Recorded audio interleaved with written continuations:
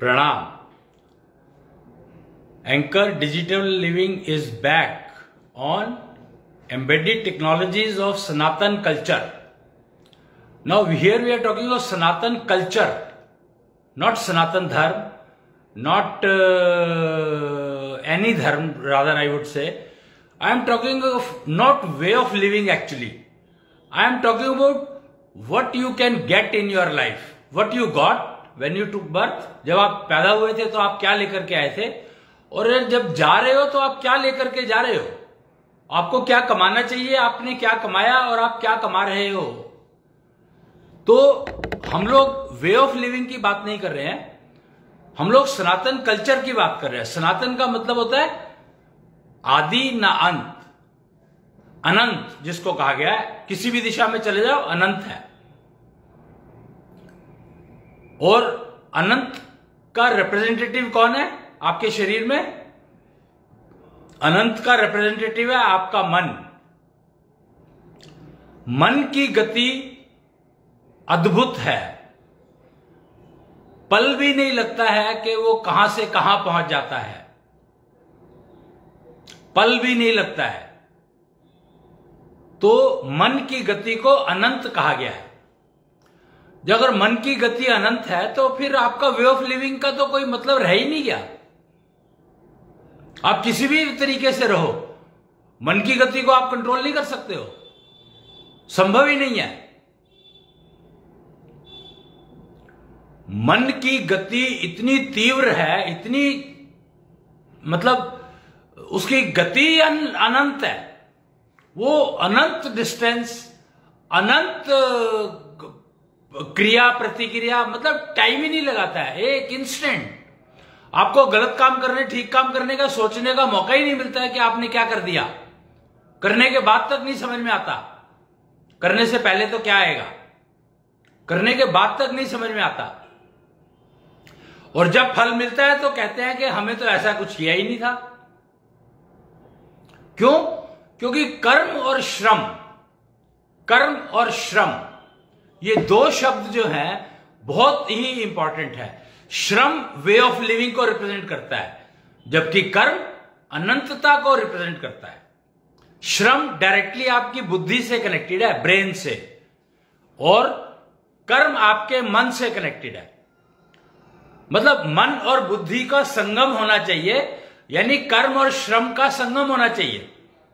इसका मतलब क्या हुआ? वो एक स्टेटमेंट कही जाती है, मनसा वाचा कर्मणा। इस वाक्य को समझे। अगर आप हम ब्रह्मास्मि के रास्ते पर चलते हैं तो ये पहला स्टेशन है, मनसा वाचा कर्मणा, हमेशा, हर समय। यह है वे ऑफ लिविंग। मन से, वाक्य से, बोलने से और कर्म से, यानी बुद्धि से आप एक ही काम करते हैं, एक ही लय में रहते हैं, यानी तन, मन और आत्मा। यहां पर धन का कोई रोल नहीं है,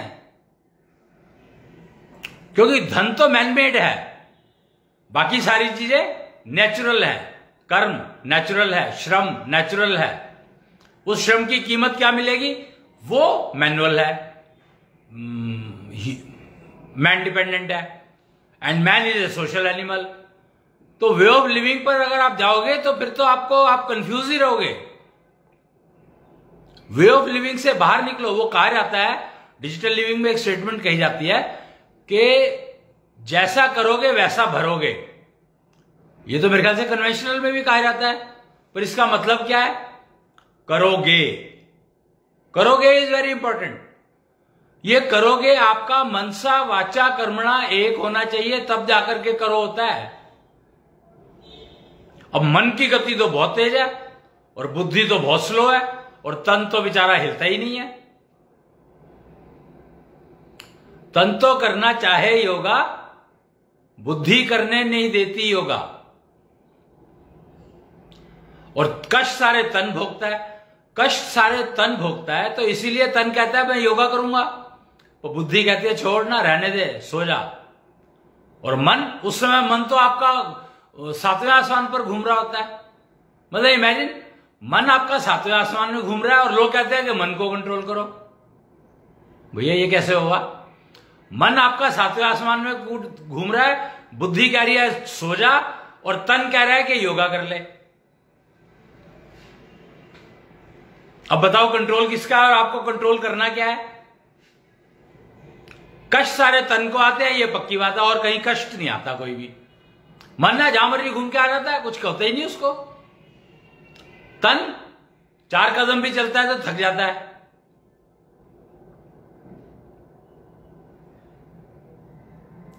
सुबह उठ के पहले दवाई खानी पड़ती है, फिर बिस्तर छोड़ना पड़ता है।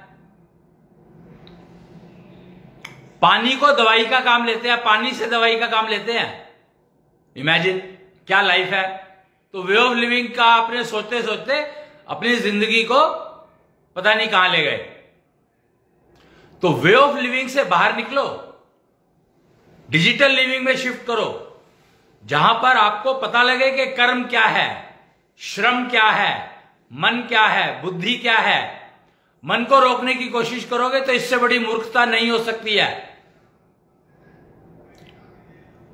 बुद्धि को कंट्रोल कर सकते हो, बुद्धि एक आपको, बुद्धि से शरीर को कंट्रोल करते हो, और बुद्धि को आप आपके प्रोसेसिंग पावर है कि आपने 50 डेटा इकट्ठा कर लिया और 50 में से एक पर पहुंचना है, तो एक एक करके 50 खत्म करोगे या आप रिजेक्ट करते करते एक पर पहुंचोगे। गूगल बाबा से आपने पूछा कि भैया मुझे ये चाहिए, कोई एक प्रोडक्ट है आपको चाहिए, आपकी रिक्वायरमेंट है, एक प्रोडक्ट चाहिए। अब उसने 50 वो दिखा दिए एड्रेस। अब क्या करोगे आप? गूगल ने तो अपना काम कर दिया, पर अब करोगे क्या कि 50 एड्रेस आ गए आपके पास, उन 50 में से एक एड्रेस पे जाना है, एक प्रोडक्ट चाहिए। आज ये भी टिकने को तैयार नहीं है, वो कहता है मुझे दिखाओ। तो मैं आपको कुछ दिखा रहा था, एक डिजिटल लिविंग का जो प्रोग्राम शुरू किया गया है उसको अभी मैं आपको दिखाता हूं। 1 मिनट जरा आप होल्ड करें, मैं कैमरे का फेस बदलता हूं। ये देखिए, digital living, digital anchor digital living has started a campaign, a program rather, live 16 look 16। आगे है better than yesterday. Live 16 look 16 का मतलब है थ्योरी ऑफ रिलेटिविटी, आपने एक सुना होगा आइंस्टीन का, और एक क्लाइमेट मैन का है कॉन्सेप्ट ऑफ रिलेटिविटी। तो हम यहां पर बेटर देन येस्टरडे की बात कर रहे हैं, मींस कॉन्सेप्ट ऑफ रिलेटिविटी की बात कर रहे हैं, फिजियो वर्चुअल वर्ल्ड की बात कर रहे हैं हम लोग। हम वे ऑफ लिविंग की बात नहीं कर रहे हैं, हमें कोई वे ऑफ लिविंग में कोई वो नहीं है, वे ऑफ लिविंग की बात नहीं कर रहे हैं हम लोग फिजियो वर्चुअल वर्ल्ड की बात कर रहे हैं। मन जो है फिजियो वर्चुअल वर्ल्ड में घूमता है, और बुद्धि जो है फिजियो वर्चुअल वर्ल्ड का पार्ट है, पर मेमोरी, डेटा, वो आपके वे ऑफ लिविंग वर्ल्ड का पार्ट है, कन्वेंशनल लिविंग, मतलब रियल लिविंग। और रियल लिविंग से आप अगर फिजियो वर्चुअल में जाने की कोशिश करोगे तो मिट जाओगे। नेचुरोपैथी, ये एसोसिएशन ऑफ नेचुरोपैथ डेवलपर्स से सपोर्टेड है ये प्रोग्राम, लिव 16 लुक 16। तो मैं वापिस उस पर जा रहा हूं अपने फेस पर, क्योंकि अब देख लिया प्रोग्राम तो ये समझ गए जी। तो हम बात कर रहे थे कि फाइनली फिजियो वर्चुअल, हाँ मेटा का मतलब है मिट जाए मतलब जो बहुत ही क्षणिक, बहुत ही कम टाइम के लिए, बहुत शॉर्ट ड्यूरेशन के लिए उसकी लाइफ है, बहुत ही शॉर्ट ड्यूरेशन की लाइफ है। मेटा की लाइफ बहुत शॉर्ट ड्यूरेशन है, और फिजियो वर्चुअल की लाइफ तो मतलब वही इनफाइनाइट है, अनलिमिटेड। पर एडवांटेज क्या है? आपको जितनी चाहिए आप निकाल सकते हो। आपकी एफिशिएंसी इतनी बढ़ जाती है कि आप अनलिमिटेड सोच पाते हो। अनलिमिटेड दिशाओं में सोचना बेकार है। अगर आप वे ऑफ लिविंग पर जाओगे तो आपकी जिंदगी समझो कि 90% तो बेकार हो गई। सनातन कल्चर वे ऑफ लिविंग की बात नहीं करता है, वो टेक्नोलॉजीज की बात करता है। अब जैसे आप वर्षन एक, इसको आईटी से समझो, आप इंफॉर्मेशन टेक्नोलॉजी बहुत बड़ा सब्जेक्ट है, मोबाइल आपका बहुत बड़ा सब्जेक्ट है, आप देख सकते हो आईटी से पूरा का पूरा ड्रिवन है। पर इसमें है क्या?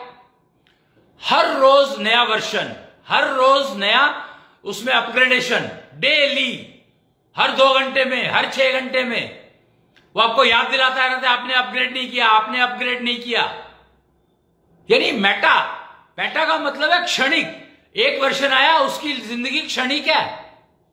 लाइफ टाइम वारंटी, गारंटी की बात हुआ करती थी पहले, और अब लाइफ टाइम वारंटी की बात होती है। और लाइफ टाइम वारंटी कितनी हो गई? एक वर्षन से दूसरे वर्षन में आने में जितना टाइम लगा, बस ये है मेटा वर्ल्ड। और फिजियो वर्चुअल, फिजियो वर्चुअल को समझना है तो फिजियो वर्चुअल का मतलब है कि आपके दिमाग में एक आइडिया आया और वो प्रोडक्ट में कन्वर्ट हुआ। एक आइडिया आया कि यार मेरे को आंखों में ना चश्मा चाहिए, आइडिया आ गया और वो चश्मे में कन्वर्ट हुआ। तो क्या यह क्षणिक हो सकता है? नहीं हो सकता। वर्षन क्षणिक आ सकता है, एक ही मिनट में बदल जाता है। मतलब एक ही मिनट में मर जाता है। पहले पुराना वर्षन 1 मिनट में मर जाता है, उसकी life time only 1 minute, not even 1 minute sometimes. और आप इसको अगर आप रियल लाइफ से समझना चाहते हैं, डिजिटल लिविंग के एंगल से समझना चाहते हैं, लिव 16 लुक 16 के एंगल से समझना चाहते हैं, कॉन्सेप्ट ऑफ रिलेटिविटी के एंगल से समझना चाहते हैं, तो आप ये देख लीजिए कि जो 4 सेकंड, 4.5 सेकंड की एवरेज बताई गई है आपकी, Meta life is only 4.5 seconds maximum, average की बात कर रहा हूं मैं। तो ये सारा गणित आया कहां से यार? मैं हैरान होता हूं। शुक्राचार्य ज्योतिष कमाल का है, कृष्णांश ज्योतिष कार्यालय में इसके ऊपर काम होता है। शुक्राचार्य ज्योतिष का गणित मतलब कमाल का गणित है उसका। भृगु उसको अडॉप्ट करते थे, और भृगु आप देख लो कि भृगु की लाइफ समझ लो आप, तो आप समझ लो कि शुक्राचार्य ज्योतिष के वो थोड़े से ज्ञाता थे, एक्सपर्ट वो भी नहीं थे पर जानकार थे। कृष्णांश ज्योतिष कार्यालय में आपको शुक्राचार्य ज्योतिष के जानकार मिल जाएंगे। और शुक्राचार्य ज्योतिष का गणित कमाल का है, सनातन कल्चर पर आधारित है, अन्यानी सभ्यता जिसका उपयोग करके ब्रह्मा जी ने सृष्टि की रचना करी, प्री ब्रह्मा पीरियड।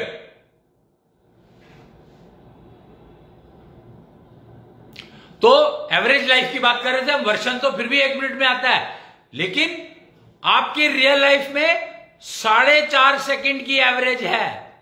4.5 सेकंड की, मिनट भी नहीं, सेकंड की एवरेज है 4.5 सेकंड। 4.5 सेकंड में मर जाता है। मतलब कमाल है। क्या आपको पता है ये बात? क्या आप बता सकते हो किस पैरामीटर की बात कर रहा हूं मैं, किस चीज की बात कर रहा हूं मैं? क्या आप सोच सकते हो, अंदाजा लगा सकते हो? नहीं लगा सकते ना, बहुत मुश्किल काम है। आपकी सांस भूत, वर्तमान और भविष्य सारा का सारा डिफाइन कर गई है एक सांस जो आपने ली थी। जो सांस आपने ली थी वो तो मर गई, क्योंकि वो दोबारा वापस आएगी नहीं। तो मेटा वर्ल्ड की लाइफ उतनी ही है, बस मात्र 4.5 सेकेंड एट बेस्ट। एवरेज की बात कर रहा हूं मैं, एवरेज है ये 4.5 सेकेंड। क्यों? मृत्यु को समझना है तो आप मेटा को समझना है तो मृत्यु को समझो कि आपका वर्षन बदल गया। जैसे ही आपके मोबाइल का वर्षन बदला तो पहला वाला मर गया, दूसरा वाला अच्छा है या खराब है बात उसकी नहीं हो रही है। वे ऑफ लिविंग की बात नहीं हो रही है। आपने वो वर्षन कैसा जिया उसके ऊपर कोई वैल्यू नहीं है उसकी, वो तो मर ही गया। उसकी बात करते रहोगे तो आप तो मर गए। क्या आप अपनी लाइफ को वर्षन से रिलेट करोगे? थ्योरी ऑफ रिलेटिविटी यही है कि आपको वो आपके वर्षन से जोड़ के रखती है, तो आप हमेशा मरे ही रहते हो, तो आपकी जिंदगी में हमेशा इमरजेंसी रहती है। मतलब प्रॉब्लम क्या है? ये वर्षन रोज बदलने का मतलब है, या हर मिनट के बाद या हर घंटे के बाद बदलने का मतलब क्या है? कि आप हमेशा इमरजेंसी में रहोगे, हमेशा। ईच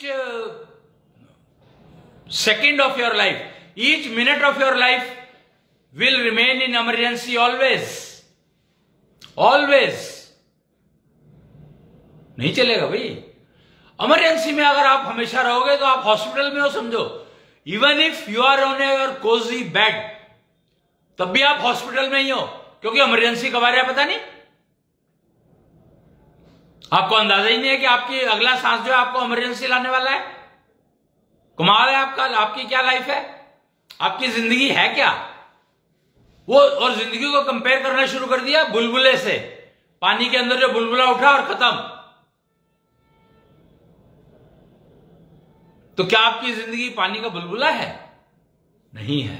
वे ऑफ लिविंग पानी का बुलबुला है, जिंदगी नहीं है पानी का बुलबुला। लिव 16, लुक 16, ये है आपकी जिंदगी।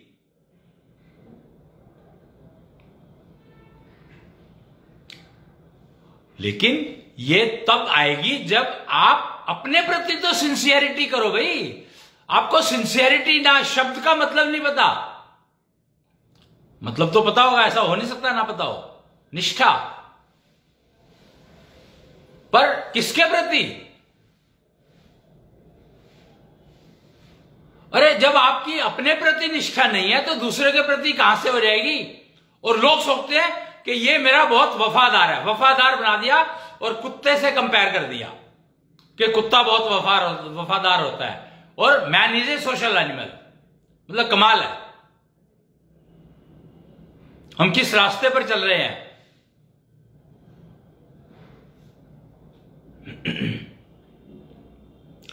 तो वफादार कुत्ता होता है तो कुत्ता पालो,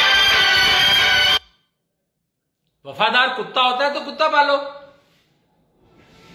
पर सिंसियरिटी कुत्ते में नहीं होती है। वफादारी और कुत्ते और सिंसियरिटी में फर्क समझो। सिंसियरिटी होती है मन और बुद्धि और बोल, भाषा, भाषा तत्व, हिंदित्व, मन मानसिक शरीर, तन भौतिक शरीर, ये तीन का संगम। जब एक हो जाए तब आप कह सकते हो कि आप अपने प्रति सिंसियर हो गए। और अब ये नापा जा सकता है। कहते हैं ना सिंसियरिटी है तो पता नहीं लगता कि सिंसियरिटी है कि नहीं है। सिंसियरिटी की मेजरमेंट संभव है, सिंसियरिटी की मेजरमेंट संभव है। डिजिटल शंख टेक्नोलॉजी, एक अभी यात्रा निकली थी डिजिटल शंख टेक्नोलॉजी पर। मैं आपको उसका एक पेपर दिखाता हूं। अगेन एक और पेपर है, तो मैं आपको वो